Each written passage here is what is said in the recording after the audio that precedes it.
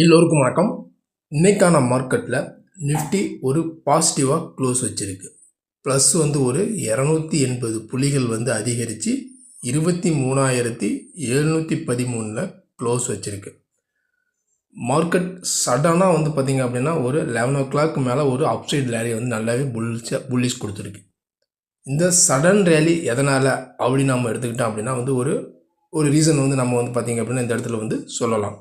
அதாவது எஃப்ஐஸ், அதாவது வெளிநாட்டு நிறுவனங்கள் பார்த்திங்க அப்படின்னா இந்திய பங்கு சந்தையில் மட்டும் இல்லை, நம்மளுடைய கடன் பத்திரங்களுக்கான முதலீடு செய்யக்கூடிய வெளிநாட்டு நிறுவனங்கள் பார்த்திங்க அப்படின்னா அதற்கான டேக்ஸ் பார்த்திங்க அப்படின்னா குறைக்கப்படலாம் அப்படின்னு பார்த்திங்க அப்படின்னா ஒரு நியூஸ் வந்திருக்கு.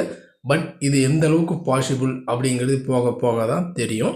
இந்த நியூஸ் வந்ததுக்கு பிறகு தான் மார்க்கெட்டில் சடனாக பார்த்திங்க அப்படின்னா ஒரு புல்லிஷ் கொடுத்துருக்கு. அடுத்தது பார்த்திங்க அப்படின்னா மார்க்கெட் ஒரு கண்டினியூஸ் செல்லிங்க்கு பிறகு நல்லா ஒரு லோவில் இருக்கும். இந்த இடத்துல பார்த்திங்க அப்படின்னா ஒரு பையிங் ஆப்பர்ச்சுனிட்டியாகவும் நம்ம ஒரு பையிங்காகவும் சான்சஸ் மேபி இருந்திருக்கலாம்.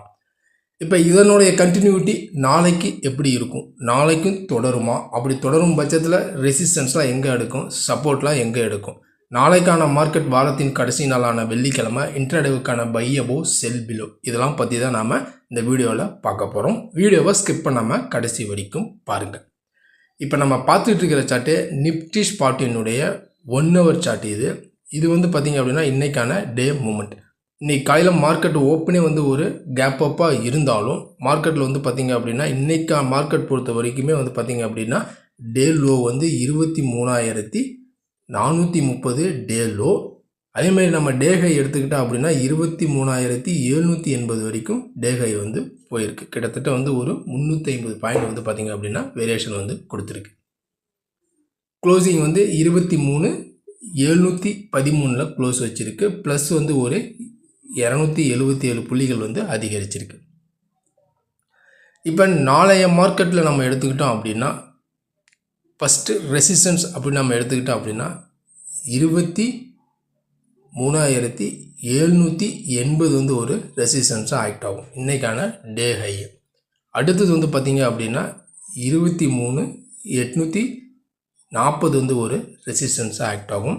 அதையும் பிரேக் ஆச்சு அப்படின்னா 23,920 ஒரு ரெசிஸ்டன்ஸாக ஆக்ட் ஆகும். இது எல்லாமே பார்த்திங்க அப்படின்னா அப்சைடுக்கான ஒரு ரெசிஸ்டன்ஸ் ஜோனு.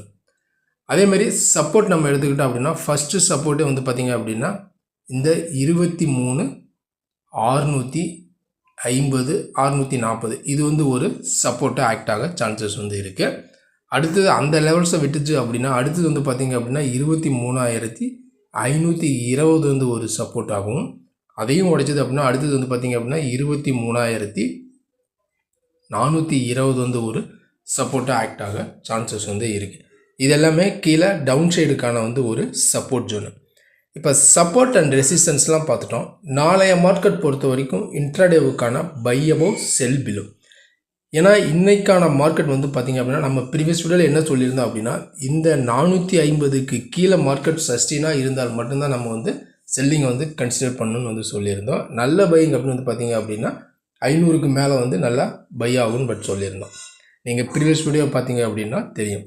இப்போ இந்த 450 கீழே 420 வரைக்கும் லோ, 430 வரைக்கும் லோ காமிச்சிட்டு அங்கேருந்து சப்போர்ட் எடுத்து நல்லாவே மேலே வந்திருக்கு. அதுக்கு ரீசன் பார்த்திங்க அப்படின்னா என்ன பார்த்திங்க அப்படின்னா எஃப்ஐஸ் பார்த்திங்க அப்படின்னா இந்திய கடன் பத்திரங்களுக்கான முதலீடு பார்த்திங்க அப்படின்னா பண்ணுறதுக்கான டேக்ஸ் பார்த்திங்க அப்படின்னா அவங்க குறைக்க போகிறாங்க அப்படின்னு சொல்லிட்டு நம்ம இந்திய கவர்மெண்ட்லேருந்து ஒரு நியூஸ் வந்திருக்கு. இது எந்த அளவுக்கு உண்மை அப்படிங்கிறது நம்ம போக போக பார்க்கலாம். இப்போ நாளைய மார்க்கெட் பொறுத்த வரைக்குமே இன்ட்ராடேவுக்கான பை அபோவ் நம்ம எடுத்துக்கிட்டோம் அப்படின்னா அதாவது இந்த லெவல் 23,750 இந்த லெவலுக்கு மேலே மார்க்கெட் சஸ்டெயினாக இருக்குங்கிற பட்சத்தில் அடுத்தடுத்து பார்த்திங்க அப்படின்னா 820 920 வரைக்கும் போகிறதுக்கு சான்சஸ் இருக்குது. அப்படி இல்லை அப்படின்னு பார்த்திங்க அப்படின்னா நல்ல செல்லிங் அப்படின்னு பார்த்திங்க அப்படின்னா 23,650 கீழே மார்க்கெட் இருந்தால் மட்டுமே நம்ம செல்லிங்கை கன்சிடர் பண்ணணும். 23,650 கீழே இருந்தால் மட்டும்தான் நம்ம செல்லிங்கை கன்சிடர் பண்ணணும். அதுக்கு அதேமாதிரி நல்ல பையிங் அப்படின்னு பார்த்திங்க அப்படின்னா 23,750க்கு மேலே இருந்துச்சு அப்படின்னா நம்ம பையிங்கை வந்து கன்சிடர் பண்ணணும். இதுதான் பொதுவாக நாளைக்கு வாரத்தின் கடைசி நாளான வெள்ளிக்கிழமை நிஃப்டியினுடைய இன்ட்ராடே லெவல்ஸ். இந்த லெவல்ஸ் என்ன அப்படிங்கிறது நம்ம பொறுத்திருந்து பார்க்கலாம்.